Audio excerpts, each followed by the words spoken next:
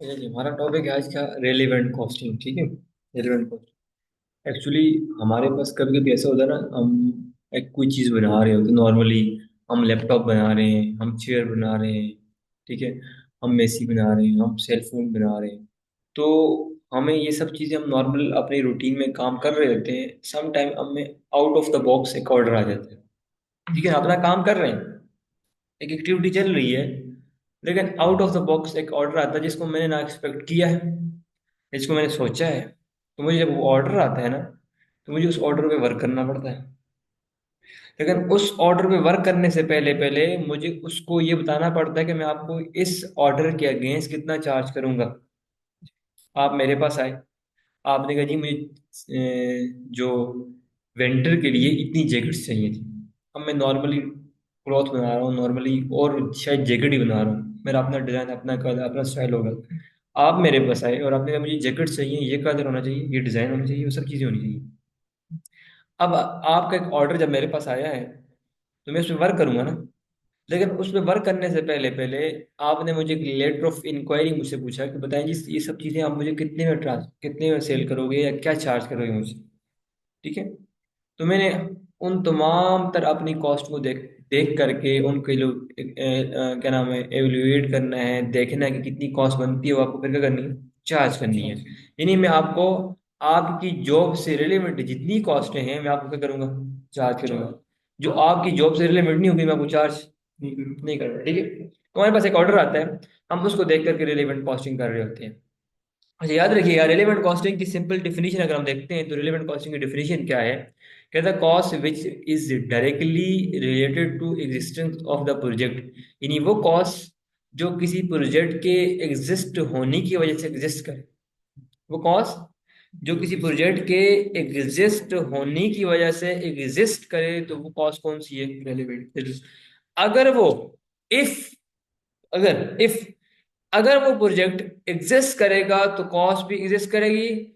अगर वो project exist नहीं करेगा तो कॉस्ट भी एग्जिस्ट नहीं करेगी। Clear? वो कॉस्ट तब ही आएगी जब मैं उस प्रोजेक्ट पे काम करूंगा, और अगर मैं उस पे काम करना छोड़ दूं तो मेरी कॉस्ट भी चली जाएगी। सर एग्जाम्पल आपके सामने, जैसे यहाँ पर एग्जाम्पल लिखी हुई है कि मैंने F2 पढ़ना है या MA2 पढ़ना है। MA2 पढ़ने के बाद मैंने MA2 का एग्जाम देना है। ठीक है, मैंने MA2 का एग्जाम देना है। अब देखें, आपने जब MA2 का एग्जाम देना है तो MA2 के एग्जाम के लिए आप जब ये डिसीजन ले लिया कि एग्जाम देना है तो आपको फीस आनी है। जी। लेकिन एक फीस आपकी एनुअल फीस होती है। आप डिसीजन लें कि एग्जाम देना है, ये डिसीजन ना लेके एग्जाम देना है, हर सूरत में उस फीस ने आपको आना है, आना है। यानी आपके MA2 के इस प्रोजेक्ट से उस कॉज का कोई ताल्लुक नहीं। आप FA2 पढ़ लेना, और FA2 पढ़ लेंगे तो उसकी फीस आएगी, फिर उसकी एग्जाम फीस आएगी।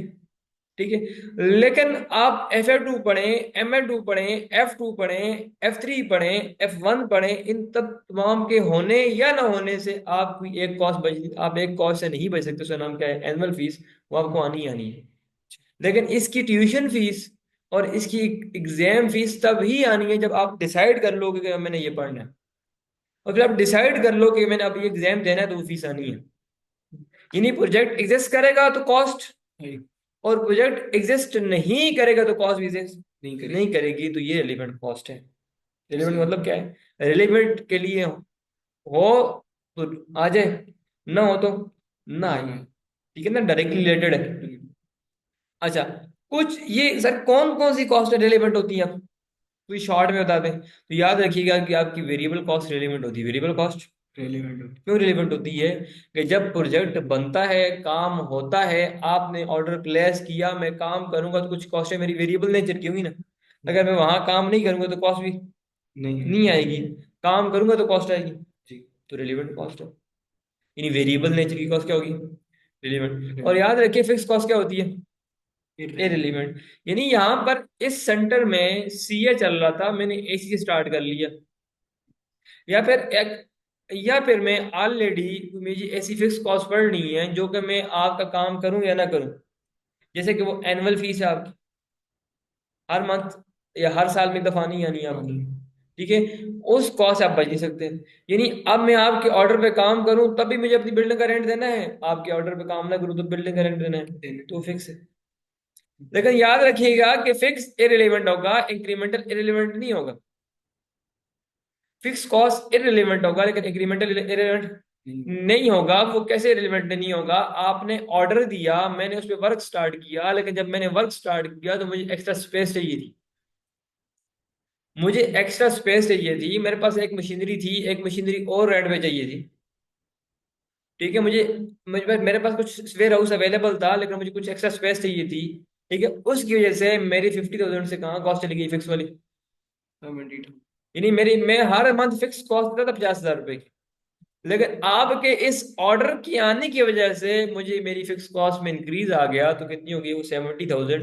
अब ये जो 20,000 की फिक्स कॉस्ट है ये रिलेवेंट है, यानी ये इस प्रोजेक्ट के एग्जिस्ट करने की वजह से आई है, वैसे एग्जिस्ट नहीं करती थी। अगर आप ये डिसीजन ना लेते तो ये कॉस्ट नहीं है। क्लियर? तो वेरिएबल कॉस्ट रिलेवेंट हो जाती है, फिक्स कॉस्ट इररिलेवेंट होती है, और इंक्रीमेंटल कॉस्ट भी क्या होती है? रिलेवेंट। लेकिन याद रखिएगा इंक्रीमेंटल कॉस्ट और फिक्स कॉस्ट में क्या डिफरेंस है? फिक्स फिक्स रहती है, उसमें कोई इंक्रीज नहीं आता, लेकिन आप कोई फैसला कर लो, कोई डिसाइड कर लो, उस डिसीजन की वजह से आपकी फिक्स कॉस्ट चेंज हो जाए, वो जो चेंज होता है वो क्या होती है? रिलेवेंट। यहाँ पे चेंज कितने का? 20,000। ये हो गया। पास कॉस्ट इररिलेवेंट हो जाती है, जो जमाने माजी में, जो पास्ट में आप जो कॉस्ट लगा चुके हो, क्या होगी आपके लिए? इररिलेवेंट। जो पास्ट में आप लगा चुके हैं आपके लिए क्या है? इररिलेवेंट है। पास्ट में आप मशीनरी खरीद चुके हो, पास्ट में आप जो है, यानी मैंने पास्ट में एक मशीनरी खरीदी 10,000 रुपए की, अब उसकी वैल्यू वट एवर जो भी है, लेकिन मुझे वो पास्ट वाली ना वो इररिलेवेंट है। पास्ट वाली कॉस्ट क्या है? इररिलेवेंट। मैंने पास्ट में 300 रुपये या 30,000 डॉलर का एक मटेरियल परचेज किया था जो रेगुलर यूबन कंपनी में यूज होता था। अगर मैं आज उस केजी को उठा के मैं अपने आपके ऑर्डर पे यूज कर लूँ, तो क्या मुझे नए केजी उस प्राइस में मिलेंगे या नई प्राइस में मिलेंगे? नई प्राइस में। यानी पास की कॉस्ट मेरे लिए क्या हो जाएगी? इररिलेवेंट हो जाएगी। समझ आ गई है? फ्यूचर कॉस्ट आपके लिए रिलेवेंट होती है। फ्यूचर कॉस्ट तब ही आएगी जब प्रोजेक्ट एग्जिस्ट करेगा, अगर प्रोजेक्ट एग्जिस्ट नहीं करेगा तो कॉस्ट नहीं आएगी। और याद रखिएगा कि आपकी कमिटेड कॉस्ट इररिलेवेंट होती है। अक्सर कमिटेड कॉस्ट क्या होती है? यानी आपने 3 साल पहले, 10 साल पहले किसी से मुआहदा किया था कि मैं आपसे इतने केजी मटेरियल परचेज करूंगा, इतने केजी मटेरियल परचेज करूंगा।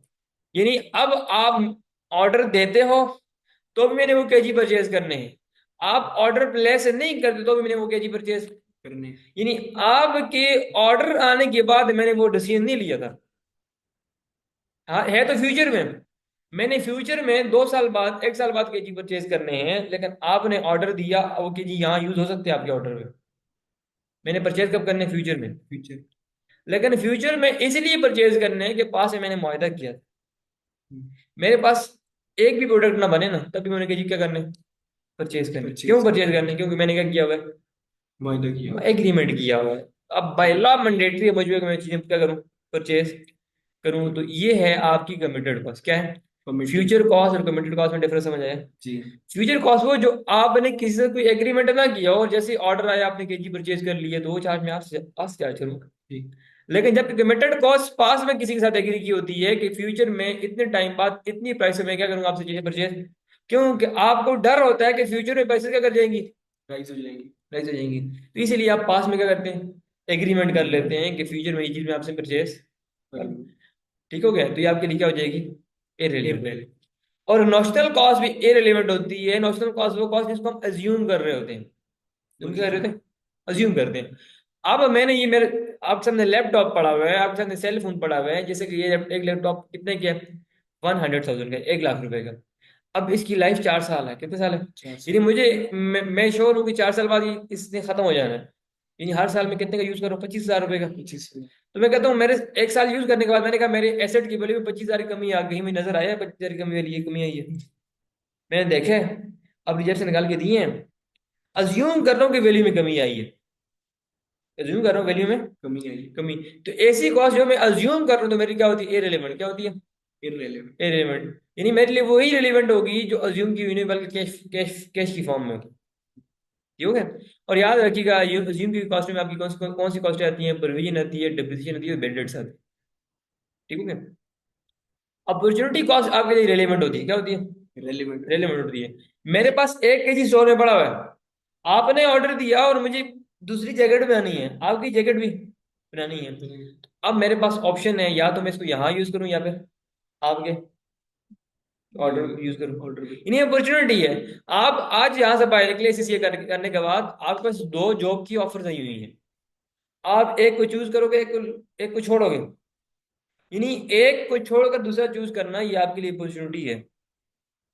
यानी आपके पास 2 ऑप्शन अवेलेबल हों, 3 ऑप्शन अवेलेबल हों, 4 ऑप्शन अवेलेबल हों उस 1 केजी को यूज करने के लिए, उन 4 ऑप्शन में से किसी एक ऑप्शन पे आप यूज करते हो तो बाकी आपके लिए अपॉर्चुनिटी थी। जी। अब नहीं, उस अपॉर्चुनिटी से जब आपने फायदा उठाया तो वो आपकी कॉस्ट बन गई है। जी। ये मुझे एक एक 10 रुपए का प्रॉफिट आ सकता था, लेकिन मैंने प्रॉफिट में वो गेन नहीं किया, मेरे लिए वो कॉस्ट बन गई ना। जी। आपके ऑर्डर आने की वजह से मैं 10 रुपए का प्रॉफिट जब वहां से गेन नहीं किया, आपके ऑर्डर पे मैंने 1 केजी यूज कर लिया, तो मुझे 10 रुपए वहां से तो नहीं आएगा ना प्रॉफिट। मेरे लिए क्या है, कॉस्ट क्या है, कॉस्ट है। मैं आपसे चार्ज करूंगा। समझ आ गई? जी। तो अपॉर्चुनिटी कॉस्ट क्या होती है? रिलेवेंट। रेलिवेंट। बेस्ट अल्टरनेटिव तो जाते हैं ना। और याद रखिएगा अवॉइडेबल कॉस्ट भी आपके लिए क्या होती है, रेलिवेंट यानी होती आप इसको अवॉइड कर सकते हो। है। एक्चुअली आप इसको समझो तो वेरिएबल कॉस्ट या फिर अवॉइडेबल कॉस्ट। अवॉइडेड। ठीक हो गया? अच्छा, अनअवॉइडेबल कॉस्ट यानी कि फिक्स कॉस्ट आपके लिए क्या होती है, इररेलेवेंट। नहीं, इसको आप अवॉइड नहीं कर सकते। कंट्रोलेबल कॉस्ट आपके लिए रिलेवेंट होती है, इसी कॉस्ट जिसको आप कंट्रोल हो, जिसको आप अपनी मर्जी से चेंज कर सकें, इंक्रीज डिक्रीज कर सकें, तो वो आपके लिए रिलेवेंट होती है। जबकि ऐसी कॉस्ट जिसको आप कंट्रोल में हो, जैसे फिक्स कॉस्ट, आपके लिए क्या होगी, इररेलेवेंट। करंट कॉस्ट इरेलीवेंट होती है। करंट कॉस्ट क्या होती है? जी, करंट करंट कॉस्ट आपके लिए क्या होती है, इरेलीवेंट। ऐसी कॉस्ट जो कि आप इनकर कर चुके हैं। ठीक है, जैसे कि मैं कोई कॉस्ट इनकर कर चुका हूँ, मैंने आधा काम किया था, ठीक है, और फिर छोड़ दिया मैंने। फिर आपको वही चीज़ 10 साल बाद चाहिए थी या 5 साल बाद चाहिए थी, या कुछ चीज़ें मैं ऑलरेडी इनकर कर चुका हूँ, ठीक है, मैं लगा चुका हूँ, तो मेरे लिए क्या होगी, इररेलेवेंट। relevant हो जाएगी। सही हो गया? तो ये आपके पास था रिलेवेंट कॉस्टिंग का। पास्ट के साथ ही यानी ये जी, करंट एसेट पास्ट के साथ ही यानी जिसका पास एक मतलब। तरह पास तरह पास कॉस्ट होती है जो कि आप इनकर कर सकते हो। ठीक है। अच्छा, सबसे पहले आप जब रिलेवेंट कॉस्टिंग देख रहे होते हैं तो उसमें आप देखते हैं कि कौन सा कॉस्ट रिलेवेंट है या नहीं है। उसके लिए एक ग्राफ आपको याद करना पड़ता है। अच्छा, ये बुक में नहीं लिखा हुआ है कि आप कहेंगे ये बुक और ये टेबल कहाँ से आया है। ये हमने अपनी आसानी के लिए इस रिलेवेंट कॉस्ट ऑफ मटेरियल को आइडेंटिफाई करने के लिए एक ग्राफ है, इससे हम हेल्प ले रहे होते हैं। और हम कहते हैं कि अच्छा ये रिलेवेंट कॉस्ट है। अगर ये इससे हमें हेल्प, जहां पर ये कहता है ये रिलेवेंट कॉस्ट नहीं है, तो हम कहते हैं रिलेवेंट कॉस्ट नहीं है। जैसे कि यहाँ पर कहता है कि आपने ऑर्डर प्लेस किया और मुझे उस ऑर्डर को बनाने के लिए मटेरियल चाहिए था। अब मटेरियल स्टोर में नहीं था, तो क्या करना है मैंने, परचेज। जब परचेज करने हैं तो आपके ऑर्डर की वजह से मैंने मटेरियल परचेज किया, तो सारी कॉस्ट क्या होगी, रेलिवेंट। रिलेवेंट। यानी यहाँ पर अगर ग्राफ देखें तो कहता है is material available in stock, तो मैंने कहा नहीं। क्या कहा मैंने, नो। नो। जब मैंने नो कहा तो ये सारा मटेरियल मुझे परचेज करना है, तो जब मैं सारा परचेज करूंगा तो वो जितने का परचेज करूंगा, वो 1 रुपए को या 1 लाख को या 1 करोड़ को, वो सारा मैं आपसे परचेज। ठीक है। अगर is material available in store, आपने कह दिया यस, हाँ मटेरियल स्टोर में अवेलेबल है। है, तो फिर वो आपसे नेक्स्ट क्वेश्चन करता है क्या मटेरियल रेगुलरली यूज है, क्या वो जो मटेरियल आप इस बात कर रहे हो, क्या वो रेगुलरली यूज भी करते हो। तो फिर आप 2 आंसर कर सकते हो, यस और। नो। अगर आपने यस कह दिया कि हाँ हम उसको रेगुलरली यूज करते हैं कंपनी के अंदर, कंपनी के अंदर रेगुलरली यूज करते हैं। करते हैं, तो यानी वो हमारी नॉर्मल रूटीन की यूज की चीज है। अगर मैं वहां से वो चीज उठाता हूँ तो मुझे फौरन वहां वो चीज रखनी है। जी। क्योंकि मुझे with in second, with in minute, with in hours वो चीज चाहिए होगी। जी। और जब मुझे चाहिए होगी तो मुझे अभी वहां पे रखनी है ना। तो मतलब ये है कि आपको फिर से मटेरियल परचेज करना है। जब मैं वहां से चीज उठाऊंगा और आपके ऑर्डर पे यूज करूंगा, तो यहाँ पे तो मेरा नॉर्मल यूज का भी वही चीज है ना, जी। वही केजी यूज करता हूँ मैं। तो मुझे वहां से नए केजी परचेज करके वहां रखने हैं, ताकि वो क्या हो जाए, इक्वल। यानी हम एक इन्वेंट्री कंट्रोल साइकिल पढ़ते हैं जहां पर हम वो इतनी इन्वेंट्री रखते जितनी हमें जरूरत हो। अब जरूरत के मुताबिक मैंने इन्वेंट्री रखी हुई है, जरूरत मुताबिक मैंने इन्वेंट्री, ठीक। अगर उसमें से उठा के मैं आपके ऑर्डर पे यूज करूंगा तो वहां से तो इन्वेंट्री कम हो गई। ठीक। अब या जो मैं ये वाला नॉर्मल रूटीन की जो एक्टिविटीज है वो इफेक्ट हो जाएंगी। जी।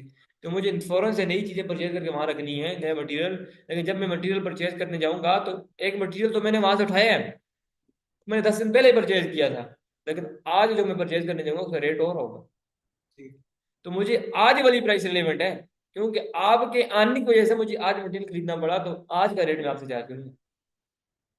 यानी यहाँ पर भी मैं, यहाँ पर तो था ही नहीं, जाकर खरीदा है करंट रेट पे रेलिवेंट है।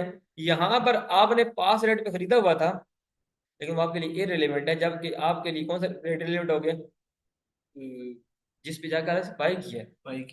यानी मैं आपसे वो रेट चार्ज करूंगा उस मटेरियल के अगेंस्ट जो मैंने मुझे आज पड़ा है। बेशक वो 10 दिन पहले मैं $10 का खरीदा था, लेकिन आज मुझे वो 15 का पड़ रहा है, तो मैं आपसे 15 रुपये लूँ। ठीक है? अच्छा, इन दोनों को समझने के लिए क्वेश्चन सोल्व करते हैं। हमारे पास जैसे क्वेश्चन है, ABC Limited required a 500 kg of material X in a new contract. Currently material is not available.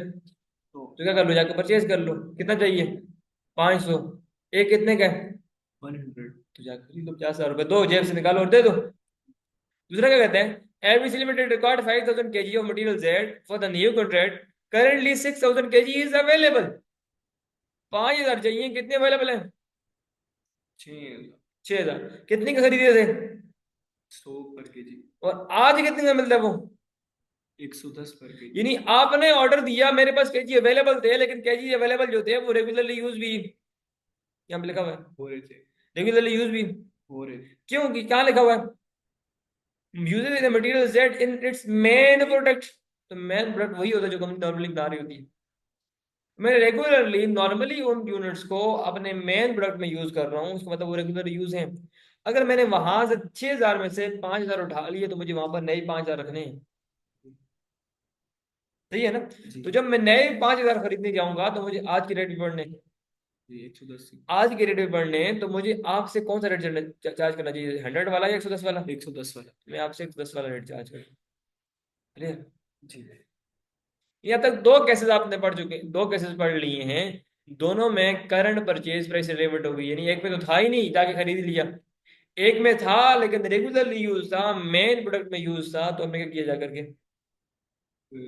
Purchase कर परचेज लिया, कर लेकिन लिया। रिलेवेंट क्या हो गया, current current. Purchase price. Current purchase. ठीक है? अब जाते हैं जरा आगे। अगर regularly use is available store, yes है। रेगुलरली यूज है या नहीं है, तो आपने कहा रेगुलरली यूज नहीं। नहीं है।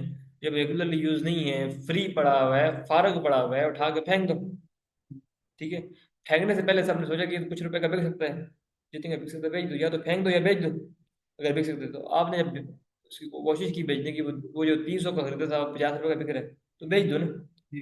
लेकिन इतने में आप आए और आपने ऑर्डर दिया, आपके उस ऑर्डर पे जो फेंकने जा रहा हो ना, वो यूज हो सकता है। आप फरिश्ता बनकर आए, वो जो मैं 300 वाला फेंक रहा था ना, ये किसी को सेल कर रहा था। आप जैसे ही आए तो वो जो 300 वाला था, 50 रुपए का सेल हो रहा था, आपके उस ऑर्डर पे यूज कर लिए। हो सकता है ना। जी। अब मुझे चाहिए इंसान बन के कि मैं आपसे वो जो 50 रुपए का सेल कर रहा हूँ, आपसे कितने चार्ज करूँ, 50 ही चार्ज करूँ, 50 छाछ। क्योंकि वो 300 का तो सेल नहीं हो सकता था। जी। जितने का सेल हो सकता है उतने ही आपसे चार्ज करूँ। देखिए यहाँ पर कितने केजी चाहिए, 500। कितने केजी नए कॉन्ट्रैक्ट लेना, करंटली कितने केजी पड़े हुए हैं? 300 पड़े। ये आपने कुछ पे खरीदे थे, ठीक है, जी। और ओवर बाइंग की हुई थी। जब ओवर बाइंग की हुई है तो एक्स्ट्रा पड़े हुए हैं ना। जी हाँ। ठीक है? There is no other use available, कोई यूज भी अवेलेबल नहीं है। नहीं है। करंटली परचेज प्राइस कितनी है इसकी? 100 पर यानी केजी। आज खरीदने जाओगे तो कितने का मिलेगा? 100 पर केजी। और अगर आप जो पड़ा हुआ है उसको बेचोगे तो कितने का मिलेगा? 30 पर केजी। तो कितना चाहिए आपको? 500 केजी। कितना अवेलेबल है? 300 केजी पे। 200 क्या करोगे? नया परचेज है। और 300 क्या करोगे? वो जो तो आप इसको इसको आप फेंकने जा रहे थे, सेल करने जा रहे थे, कितने का? 30 पर 30 केजी का, का। तो वो मुझसे चार्ज कर, मैं आपसे चार्ज कर। यानी 300 जो पड़ा हुआ है 30 के हिसाब से 9,000 ये चार्ज कर लूंगा। और 200 तो मुझे नए खरीदने हैं ना, जी। वो तो है ही नहीं स्टोर में, तो वो भी मैं आपसे चार्ज कर लूंगा। यानी मैं आपसे कितने चार्ज करूंगा, 20। 49। यहाँ तक बातें क्लियर हुई हैं। जी। तो हमने इसको रिवाइज कर लेते हैं इंशाल्लाह, बाकी यहाँ तक कल करेंगे। मटेरियल स्टोर में नहीं है, जाके खरीद लो, जो खरीदने की कॉस्ट है वो रिलेवेंट है। जी। अगर मटेरियल है और रेगुलरली यूज भी है तो भी जाके खरीदोगे, और खरीदने की कॉस्ट क्या है? रेलिवेंट। रिलेवेंट, यानी करंट रेट क्या है? रिलेवेंट। अगर रेलिवेंट। रेगुलरली यूज नहीं है और कोई यूज अवेलेबल भी नहीं है तो फेंकोगे, स्क्रैप करोगे, स्क्रैप करोगे, वो कॉस्ट क्या होगी? रिलेवेंट। और मैं, रेलिवेंट। आप मुझे भी चाहिए, मैं आपसे वही रेट चार्ज करूँ जो इसको पे कर सकता है, स्क्रैप। ठीक हो गया? क्योंकि जिस पे मैंने खरीदा था वो तो पास कॉस्ट है ना। जी। 300 पे खरीदा था, 50 पे सेल हो रहा है, तो आज सेल 50 पे हो रहा है ना, रिलीवेंट कॉस्ट तो आज की है। जी। वो जो 300 था, 300 पे के जी खरीदा था, तो पास कॉस्ट थी, हमने पास कॉस्ट बारे में पढ़ा था कि पास कॉस्ट क्या होती है? फिर इररिलेवेंट होती है। ठीक हो गया? तो यहाँ तक बातें आपने पढ़ ली हैं। और वो जो क्वेश्चन आज आप कर रहे थे, कि वो आप कुछ ना कुछ क्वेश्चन आपसे हो सकते हैं, ठीक है? तो आज जाके अटेंड कर लेना।